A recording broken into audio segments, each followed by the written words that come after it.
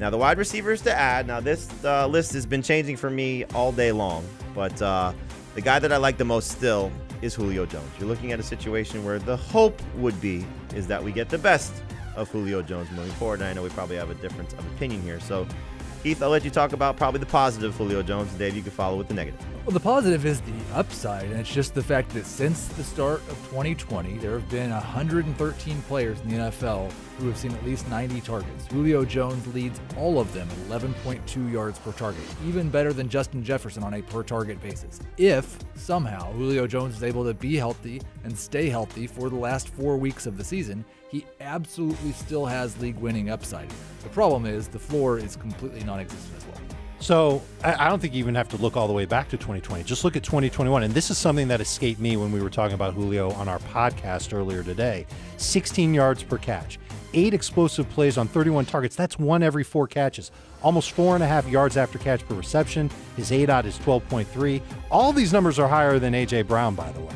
So he was doing the explosive stuff when he was healthy for Tennessee. The problem was the targets. He had 6 or fewer in 5 or 6 games. And you might say, well, there's no Antonio or A.J. Brown for the next couple of games. He's going to get more.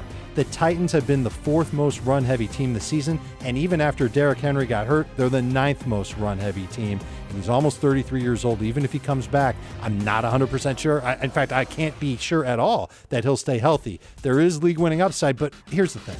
You compare him to Russell Gage or Tyler Boyd or KJ Osborne, what's the harm in going with Julio Jones? So I agree with you, Jamie. I think Julio is the best guy to pick up off the waiver wire among these wide receivers. I just wouldn't have these grand expectations that he's going to save your fantasy season. But I don't think any of these guys are saving your fantasy season, and that's the point, I think, when we talk about some of these guys. So you look at somebody like Tyler Boyd, the reason he's listed here is simply because there is an injury situation to keep an eye on with T. Higgins. He said his ankle, we saw his ankle got hurt in the game against the Chargers, and Boyd earlier this season, remember, T. Higgins missed week 3 and week 4, and in those 2 games, Tyler Boyd 14 or more PPR points. So that's the only reason you're looking at Tyler Boyd is if T. Higgins is out. Now, he's had played better of late, but still, you only want to trust Tyler Boyd if there is no T. Higgins. Now, the other 2 guys that we're going to talk about here in terms of KJ Osborne and Russell Gage, there is some things that are actionable that you can look at. The first thing with Osborne is the absence of Adam Thielen, most likely Thursday night against the Steelers because of a high ankle sprain. So, Heath,